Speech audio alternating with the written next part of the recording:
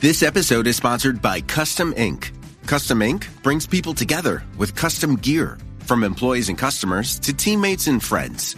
At their easy-to-use website, you can create personalized custom gear, including water bottles, backpacks, polos, jackets, and so much more.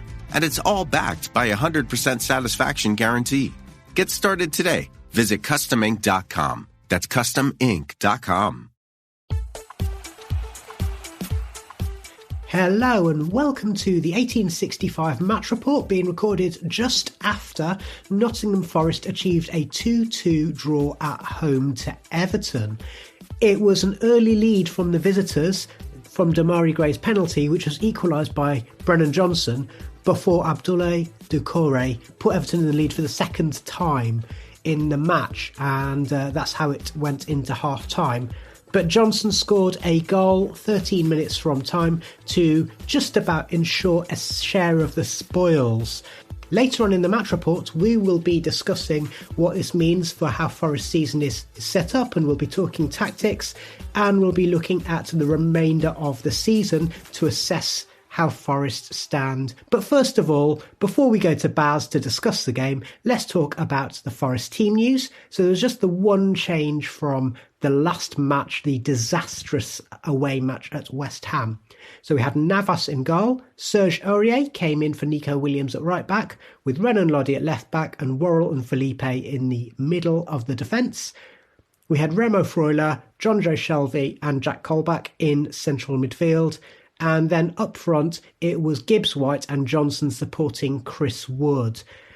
Baz, before we go any further, this was one of those matches where, I mean, everyone was going into it thinking we need to get 3 points out of this one, partly for our own sake and partly also to keep Everton at bay as the bottom part of the table looks tight. So how does a point feel to you? Everton needed 3 points more than we did. Everything about this today has been horrible. You could feel the tension in the air just before we got to the ground. In the first 10 minutes before Everton scored, the crowd was uneasy and tense. And then after Everton scored, there was a level of unhappiness that I've not noticed for a good 2 years. Ouch. Okay. And I mean, we will talk about that and how things stand a little bit later on. It's one of those, I was saying to my wife, it's like, we were both kind of head in hands, kind of going, oh God, and going, yeah, this has reminded me of why I sometimes hate watching football, even though you wouldn't swap it for anything in the world. I actually texted a friend of mine saying, I actually feel sick. Well, yeah, I think many of us can empathise with that. I think last time you and I did a match report together, it might have been the Leeds match, and I think we were saying, as Forest fans, we're delighted to have got the points in that one. But it wasn't one for the neutral. I think this is one where it's probably the neutrals might actually conversely have enjoyed it more than the Forest or Everton fans. I said to someone else, it felt like a championship match, which might be a bad omen for two relegation-threatened teams. Yeah. But it was 100 miles an hour. Because neither team could pass the ball or had any quality about them, they just ended up clogging each other instead. Yeah, yes, it got a bit feisty and testy at various points.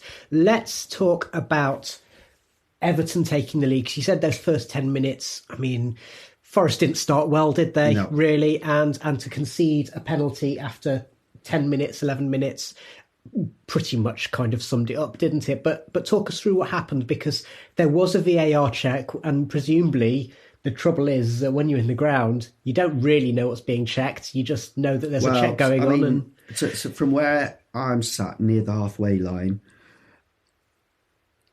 whoever it was went down. Mm-hmm. But from the angle we were at, me and the bloke next to me went, he's dived. Mm-hmm. And it looked as clear as day as a dive to us. So when the pause happened, we were like, yep, VAR are going to let us off. Okay. And then I've seen it since back on from another angle, and it's a clear penalty. It's a clear penalty, isn't it? It's stupid by Shelvey. It's stupid by Shelvey, but it's also a symptom of the fact that Forest had 2 or 3 chances to clear their lines and they didn't, which is why when the ball came to the edge of the box, McNeil tried to... he took a touch, Shelvey stuck his foot in. Any footballer worth his salt is going to be going over and getting the penalty there. And I don't think there's a huge amount of argument from people who saw it, if you see what I mean. It turns out that the VAR check was to investigate whether there'd been a handball leading up to that by an Everton player. But I say, I don't think there can be any real complaints about Everton getting the penalty, nor about Everton really taking the lead, would you say? No, so Everton started off on the front foot, which to some extent was quite surprising. You'd expect...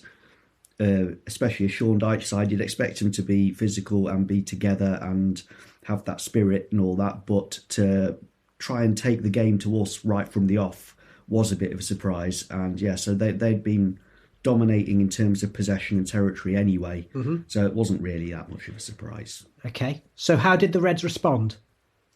We carried on being awful for a little bit. The crowd got very, very antsy.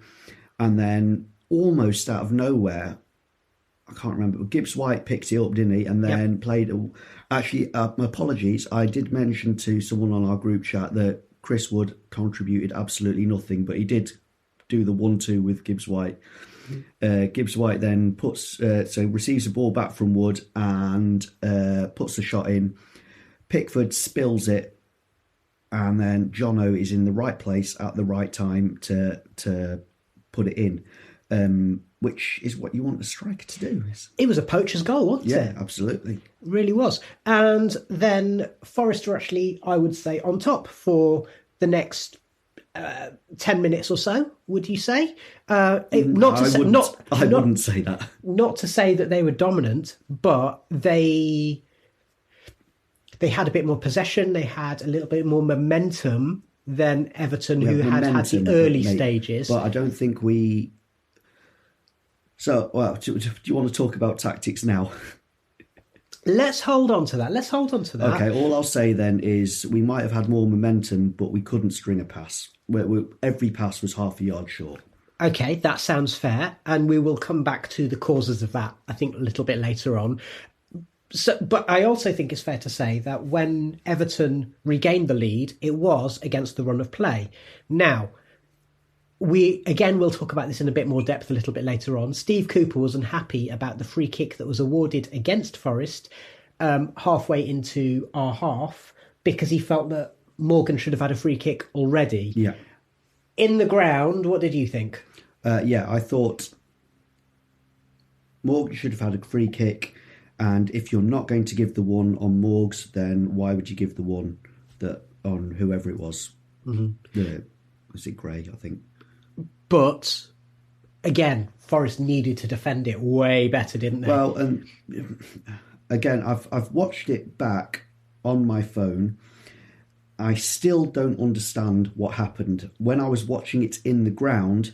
It was like the parting of the Red Sea. It's like everyone ran out of the way to give their player as much space as he wanted to take that second ball and put it in. Yeah, I would say that they weren't as tight. I mean, we know what Everton are going to do. We know they're going to put the ball high in. They're going to rely on Tarkowski or Michael Keane to win headers, and Keane won the header. I can't remember who won the header, but then Keane flicked it on. And it might have been Onana, actually, who won the header. Think it was, Keane flicked it on because Worrell wasn't quite tight enough to him. And then Doucouré got in because Freuler had lost him in the middle of the box. And Doucouré got his head to it, did enough to put it past Navas. Navas, as a goalkeeper, he will probably be thinking, could I have done better? But I don't really attach any blame to him because it was close range. And it shouldn't have got that far. It should have been dealt with on the second phase. Mm-hmm. Yeah, absolutely. And Everton were on top, and it looked a little bit hairy at certain points. So McNeil cut in from the right wing onto his left foot and hit a driven shot from the edge of the box, which Navas had to tip over. you'd expect the keeper to save it, but he still had to do it. Yep. Again, the question is, how come he was allowed to get a shot in? Because anyone who's watched any Premier League football can tell you that Dwight McNeil on the right wing is going to cut a nail to his left foot, and therefore you should be better equipped to deal with it. And then the one which I would say is the one that we got away with, and in this sense could be described as a bit of a turning point, is just as the fourth official was holding up the board for stoppage time, Doucouré made a good jinking run in the left-hand channel. He put a good ball across the box. Iwobi missed it. Gray was in space at the far stick, and he had so little conviction in his shot that Gibbs-White didn't have to do much to block it. In fact, to the point where Gibbs-White wasn't just hoofing it clear, he was able to stop it and then run away with it. And at that moment, I have to say, I had my head in my hands, my heart in my mouth, all those kinds of assorted cliches. And so I would say that Everton will think that's the one that got away, wouldn't you? Yeah, although, I had my head in my hands for most of the first half and quite a big chunk of the second half. Well, at half-time, it was 2-1 to Everton. Let's move on to the second half. Now, all I'm going to say about the early stage of the second half is that it was marked out by the confrontation and the ill-tempered nature of things as much as anything that anyone was doing with the ball. Wouldn't you agree? Yeah.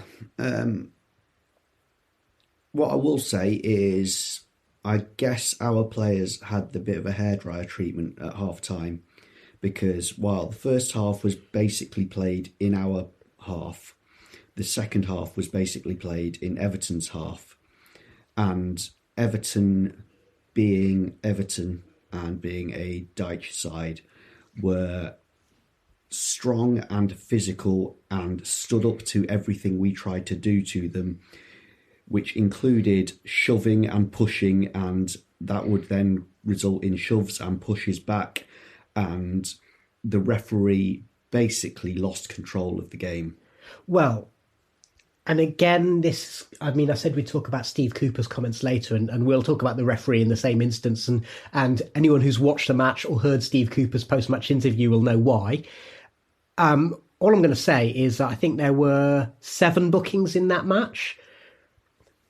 I thought over half of them were a bit ridiculous, and yet there could have been other bookings that weren't given. I would say that yes, over half of them were a bit ridiculous, but 2 of them could have been red cards, and if he'd done that, then he wouldn't have had the other 5. Yeah. Again, we'll come back to that a little bit later. Now, we all knew that we were getting a bit overrun, and I'll say we're going to talk tactics in part 2 of this match report, but it's really important that Forest made subs, and I was surprised that Cooper waited as long as he did. Usually we see him making subs at 55, 60 minutes, and on this instance, they came a little bit later. I think it's about 65 minutes when the subs were made, and we needed them. We needed something to change, didn't we? Because especially in midfield. Yeah, most of the second half, everyone around me was saying, why isn't he making subs? Because this is not working. Oh, apologies. I've done myself a disservice. It was on 70 minutes, so we really waited a lot longer than usual. So let's talk about the changes that were made. I was expecting Colback and Shelvey to go off. Yep. And Shelvey looked knackered by that point. But it was Colback and Freuler who were withdrawn from the midfield berth. I'm assuming the rationale in keeping Shelvey was because he's got that range of passing that neither Colback nor Freuler have, and we needed to get back in the game. And he's not very mobile, so the fact that he's knackered meant he was just moving a little bit less. Mm-hmm. And Andre Ayew came on for Chris Wood up front. So Yates and Dennis came on for the 2 midfielders. Andre Ayew came on up front. We kind of went from a 4-3-2-1 to more of a 4-2-3-1, slightly more conventional formation. So Dennis on the left, Ayew up front. Morgan Gibbs-White, having played supporting role on the left-hand side, moved into more of a number 10 free role, and then obviously Johnson on the right. Do you think that formation change worked, or was there something more or something less to it? Again, we'll touch on the tactics, but the difference was Ryan Yates. Yep. Okay, so let's cut straight to the chase, okay? Yates added a degree of movement and dynamism that had been sorely lacking from the Forest midfield for the previous 70 minutes. Yep. And this difference was felt at both ends of the park. I'm going to deal with the defensive end first of all. I'm going to skip ahead a little while because there was a break from Everton where they could have got through. I think it was Iwobi tried to break through. He got past Felipe. He skipped past Worrell. And then Worrell had done just enough to hold him up ever so slightly. Yatesy had sprinted back, booted it out of the park, which is exactly what you need your man to do, because otherwise Iwobi would have been one-on-one with Navas. And Iwobi is probably Everton's best player in many ways, I would say. So that's not something we would have wanted. But the change at the moment from Yates that everyone's going to talk about is going to be in the attacking third, because if Forest's first equaliser came from a nice 1-2 between Gibbs-White and Wood, this was some great work from Johnson and Yates, wasn't it? Yeah, I think it probably Felipe, who first half was a bit quiet, but in the second half, once again, was a bit of a beast. And I really, really like him. But he nicked the ball off one of the Everton players. I think they were on a break. He nicked the ball off and then just played it forwards down the centre. Jono was in the centre.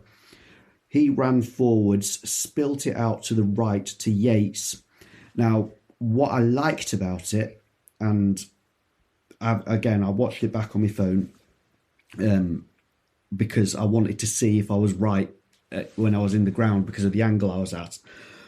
What I liked best about it was Jono then didn't run on the line of the defenders, expecting Yates to play the ball between the defenders and the keeper. He held back about a yard behind the defenders. So when Yates played the cross back... Not only did he do that, he also stuck his arms up and yelled at Yatesy, give it me here, and Yatesy was able... So he told him exactly where he wanted it, and Yates put exactly where he wanted it. Yeah. And so it meant that Yates didn't have to put a curling cross in. It was more of just a quick pass. And then Jono had space for himself. He'd built himself that yard. So when he hit it, and everyone's going to talk about the finish, but it was the build-up that I absolutely loved, the way it happened. Although the finish was also... good. Yeah, I mean... We'd said the first one was a poacher's goal. This was a striker's goal in many ways, because took that first touch with his right foot, set himself up, and he had that kind of vision. There's a nice angle from where the camera must be in the side of the ground, so you kind of see the angle open up for Brennan, and you can see that he places it very deliberately beyond where the defenders are going to be able to block it or head it, and puts it perfectly into the top corner. So even if Pickford had, gone for it at full pelt, and Pickford was more or less unable to, he was out of it, wasn't he? Yeah. So because that's how perfectly it was postage stamp stuff. So it was a very, very nice finish. There's an interesting graphic which I'm just looking at on the Sky Sports app, actually, which tells you about the momentum in the match. And what it tells us is that, the momentum did swing one way and the other. And you can see that Forest had been building up just prior to when they scored that equaliser. Then it petered out a bit from both teams, to be perfectly honest. What was interesting, just to finish off, because we know that the result was 2-2, so two things that were interesting. One is that both teams ended with 11 men, which I wasn't expecting to happen. Yep. And then the other thing was that it was Forest who were doing the dark arts, or doing things to slow the game down. Just Everton had started the second half kind of having scraps and being, doing those things that you mentioned. And then as we got into the last 5-10 minutes and into stoppage time, for example, Morgan Gibbs-White, the ball went out for a goal kick. He kicked the ball that was in play just away by 3 or 4 yards, and then picked up the multi-ball so that Pickford couldn't take a quick goal kick and get Everton on the go again. And then he made a big show of placing it onto the 6-yard line so that Pickford...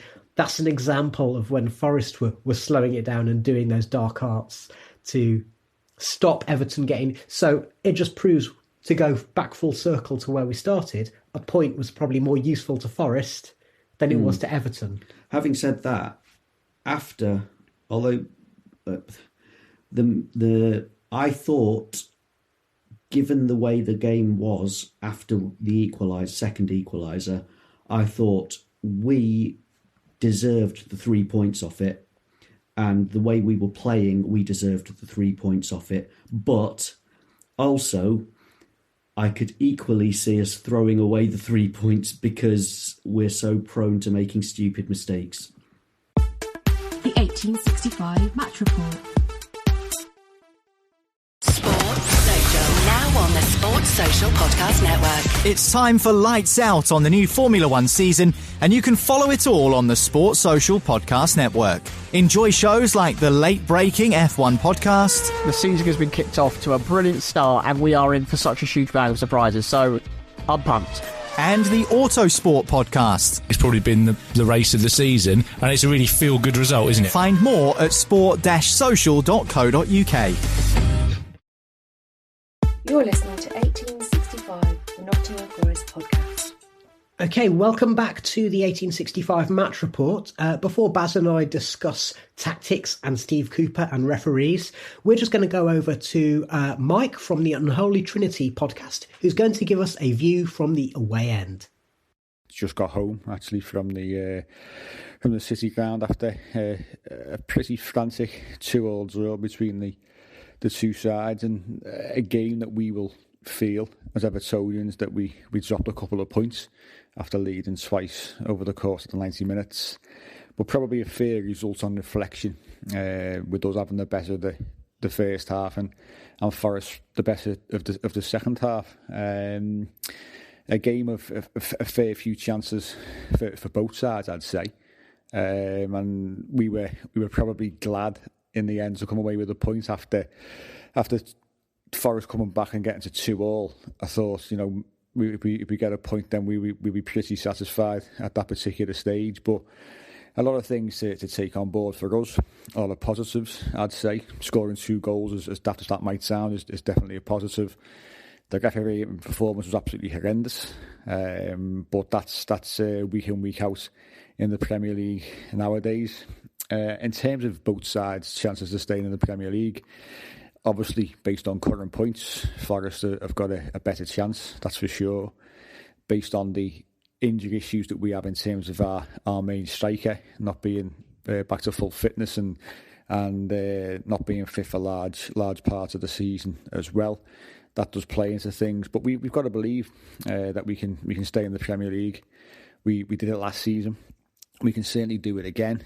Sean Dyche has got us that little bit more organised, and we certainly do look a different side than what we did under Frank Lampard at the back end of his tenure as Everton manager. But both sides have got a good chance of staying in the Premier League. As I say, Forest more so than ourselves and Everton, but still plenty of games to go, plenty of points to fight for, and hopefully plenty of wins to get. Thank you very much there, Mike. And Baz, let's go back to what we were going to talk about a little bit earlier. Steve Cooper said there's stuff to be pleased about. We're disappointed with the goals that we conceded. I like the fact we came back twice in the game. We definitely deserved at least a draw, but we also need to know that we have to do better with the goals that we conceded. Sean Dyche was talking about how Everton are a work in progress, so he was putting a positive spin on it as well. And what I would also say is that Steve Cooper did say that he wasn't happy with the ref, which is something that he saves his moments, doesn't he, for when he's talking about refs. He says who knows how important the point might be, but he also did say that there were bits about the referee's performance that he wasn't happy with. We've mentioned the free kick award, which went to Everton for their second goal. He's mentioned the tackle, which Tarkowski got booked for, where he didn't actually make much contact with Brennan Loddy, but it was a late tackle. It's one of those, if you don't get the ball and the player is taken out, then that happens. He's saying, we were breaking at the time that the ref pulled it back. That was the thing with that one, was it stopped. It achieved its purpose because it stopped us playing when Loddy was level with their defence. He wasn't the last man, but he would only have had the last men to get the cross in. And as I said earlier, I also think that there was a bit of an issue with the ref in that he wasn't consistent in terms. So there were... So there's one other that I just want to mention. I think it was in the first half. There was a point where Jono got absolutely flattened and he went down and he stayed down. But when a player's injured and they're down, you see them move, and Jono didn't move for like 2 minutes, and I thought he would actually been knocked out. Mm-hmm. So this was the foul by Godfrey, wasn't it? Was it? I don't Just down by the corner flag. Yeah. And so I thought that was a horrible, horrible foul and deserved something. And again, it's one of those things where refs want to stamp their authority on the game. And again, I don't want to talk about refs. To be fair, the way the game was, it was niggly and it was physical, and it was two teams that were very, very desperate in a very, very tense atmosphere. So in many ways, the ref was always going to make a lot of mistakes because people were just up for fighting. Okay, yeah. But he could have stamped his authority on the game at that point. Okay. And it wouldn't have spun out of control in the way it did. So what he did do... So Godfrey got a yellow card for that. Okay, it's worth pointing out that he did give the yellow card, which, me personally, I think that was a fair yellow. About 5-6 minutes into the second half, there was a coming together whereby Gibbs White and McNeil... it's basically a little scrap, wasn't it? And Gibbs White had been fouled, and then he got up and he kept playing on, and he went down again, and then it was one of those instances where Gibbs White was annoyed because he felt he should have had the foul earlier, so he got up and sort of started giving it some. McNeil ran in from 20 yards away, and so the ref decided, I'm going to book you both. And I just thought that, and there was a flashpoint just a few minutes later. I think it was Brennan Loddy. Yeah, Loddy got booked for nothing. Brennan Loddy and Damari Gray. And again, actually what happened with that one was Felipe and I can't remember if it was Iwobi. I think it's Iwobi. They had a coming together in that same scrap. Oh, was that the one where Iwobi shoved Felipe, shoved him 2 yards? He brought a proper shove in the back. Well, there was a coming together, and Felipe and Iwobi both raised their hands at each other in exactly the same way as Gray and Loddy had, but the ref only booked one set of players. So to me, that's a lack of consistency and lack of control. Would you agree? Oh, definitely. He was losing control of the game all through the second half. And also, and then just 2 minutes after that was that Tarkowski foul where Forest could have had the advantage and they didn't. And so, you pay your money, you take your choice on all of those things. But for those bookings to be for dissent and other things to not be booked and other players to not be booked for similar things. And also worth pointing out, as far as I can tell, that Everton fans were equally as unhappy with the ref. So that probably says it all. But we expect better in the Premier League, don't we? Yeah. Okay, so we've talked about Cooper, we've talked about the ref. Let's talk tactics. Mm-hmm. The thing that worried me in this particular game was how stodgy Forest midfield looked, bearing in mind that Everton also had 3 number 6s playing in midfield, but they looked much more dynamic and energetic and attacking, especially in that first half. Well, so what Everton did, and this is obviously part of Sean Dyche living in Nottingham and having been to see Forest many, many times, and it's been a feature of Steve Cooper's Nottingham Forest side since he joined the club is we attack down the wings.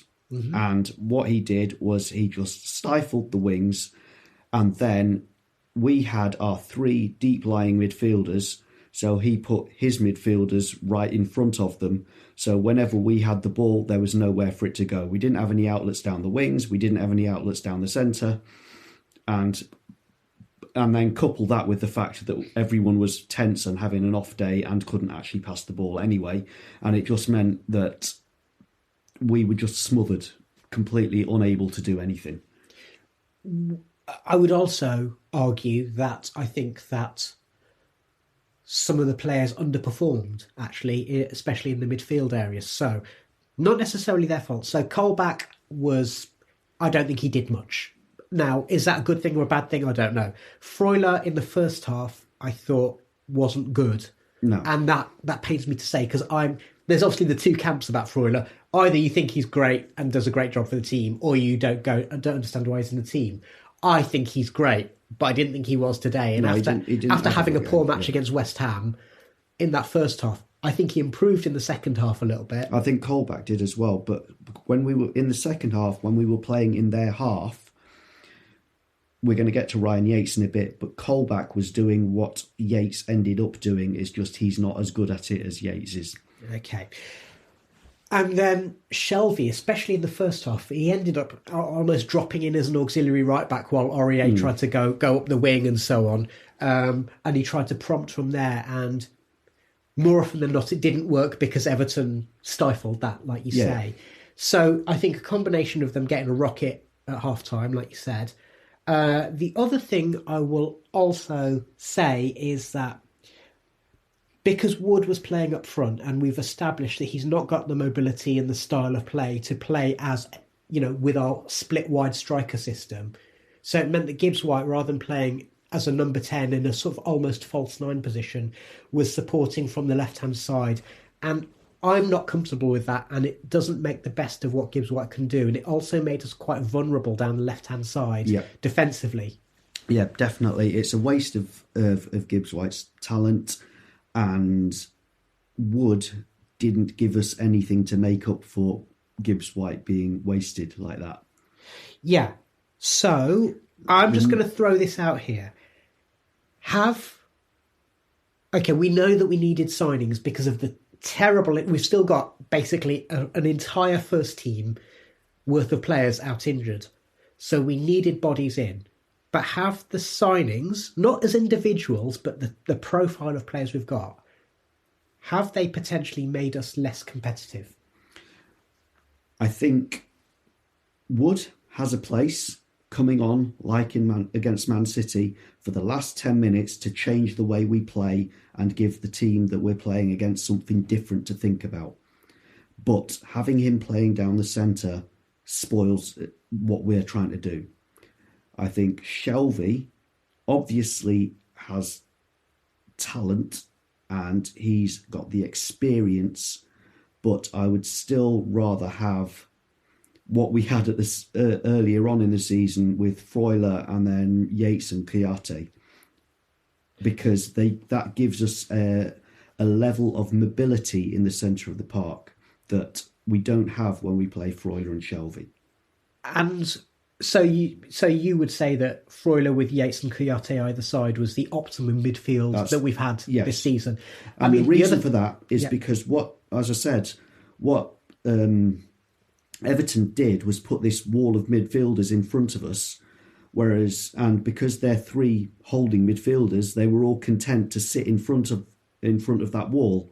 Whereas Kouyaté and Yates, they used to burst through that wall and then give us options. But also, so you mentioned mobility, and that is important, but also Yates and Kouyaté have a level of physicality that especially Shelvey. Freuler is good, but he's not a Patrick Vieira type number 6, is he? No, he's a block the passing lanes kind of player. Yeah. As we said, he's the new Ricky Shimika. Yeah. And Yates and Kouyaté are both a lot more physical. So Onana and Doucouré probably would have had less change out of, or even even if Mangala was playing. So you wonder, although Shelvey offers something that the other players don't and Colback offers something that the other players don't, you wonder if that balance in the team was much less effective. I mean, clearly it was against West Ham, but even today. Yeah. So I guess the question being is, how do we... are we doing too much of a reset, bearing in mind that we're entering the business end of the season? Because our momentum in terms of results has dropped off. We haven't won in 4 now, having had a good run of getting good results and being unbeaten for a little while. So it's two draws and 2 defeats. But then, I mean, part of that is we lost both Yates and Koyate, and we don't have any other midfielders that can do that role, really. Mangala and Danilo?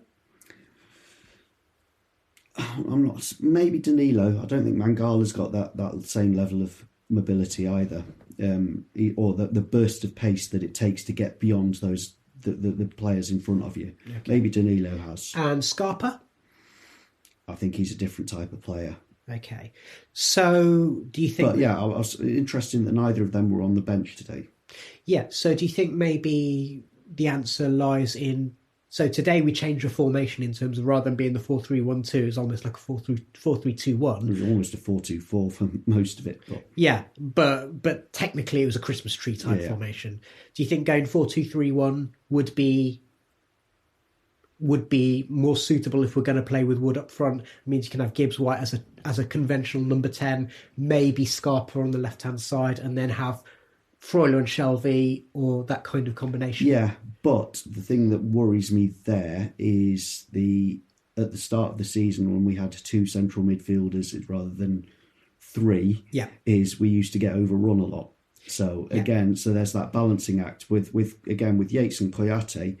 It was them sitting deep and then bursting forwards. It wasn't that they were playing further forwards, leaving a hole. I think crucially as well, I would also argue that, so the reason we had to move away from playing 3 at the back with 4 in the midfield, of whom 2 were fullbacks, was because it meant the centre-backs had too much to do, and it also meant the central midfielders had too much to do, whereas by playing 4 at the back, it means that those back 4 can kind of retain disciplined positions. There's optimal cover there. It also means that with 3 in midfield, if the fullbacks do go forward, the nearest midfielder can drop in. And it also means that the central midfielders don't have as much to cover, which means that Freuler can sit as that number 6 and direct the traffic, and Yates and Koyate or Yates and Mangala are able to roam either side, which from a defensive point of view, I think makes much more sense, considering that we are a bottom third team in this division. Yeah, I agree with that. Okay, so if that's where we've been at and where we are at the moment, let's have a little look forward. So the next match is Spurs away next Saturday. Then we've got Newcastle at the City Ground on a Friday night, followed by Wolves also at home a couple of weeks later. The fixtures are tough, aren't they? And so I think we also need to think about which fixtures other teams have got in terms of assessing Forest's chances of staying up. Because right now we're 4 points outside the relegation zone in a very, very congested table from 12th position downwards. I mean, and so I was looking at the table this morning and the fixture list this morning, and if we'd got 3 points today, we'd have been 11th. Obviously, the points gap wouldn't be huge, but 11th when you're trying to finish 17th or higher is... 12th. We would have been 12th, not 11th. Was it? All right. Yeah. But is much more comfortable. Yeah. We'd have been on 28 points above Palace and Wolves, and we would have been 7 points ahead of the relegation zone. So psychologically, the position in the table is important, but also that points cushion would have suddenly felt a whole lot better than the 4 point cushion. And then the other thing to think about is, I think it was 6 home games, 7 away games. It's almost, given where we're at, I can't see us getting more than 1 or 2 points at best on the away games. So if we need 12, maybe 15 points to be safe, that means we're looking for 12 points from 6 home games. And then 3 of those home games are Newcastle, Arsenal and Manchester United. Now, actually, because the Newcastle game's on a Friday night, I have some... And Newcastle look knackered. Yeah. There is a potential there. But Arsenal and Manchester United, I think, will be lucky to get draws against those 2 teams. Yeah. So that leaves us with, 3 home games to get the rest of those points. I mean, so it's a lot of pressure on every one of those home games. And if it's tense like it is today in all those games, it's not going to be very pleasant. I would agree. I think out of those 6, in an ideal world, you get 3 wins and 3 draws. I don't think we're going to not to lose all of those matches. Yeah. And then away, I mean, away has just been a bin fire. Yeah, I can't see how we're going to get points away. It's more going to be luck than judgment to get points away. I see us finishing maybe 17th or 16th, but level on points with... It's going to be down to like 1 point above 18th place. Okay, so with that in mind, we will leave it there for today. So thank you very much to you, Baz. Thank you to Mike from the Unholy Trinity Podcast. Thank you, listener, for joining us once again. We'll be back with a match report next weekend after the away game at the Tottenham Hotspur Stadium. Until then, thanks for listening.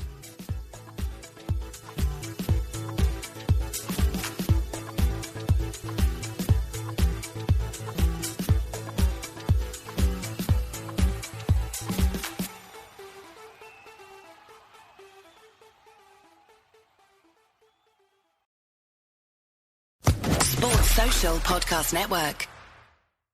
Football Social Daily. On Football Social Daily this week, we've been speaking to Southampton legend Francis Bernali.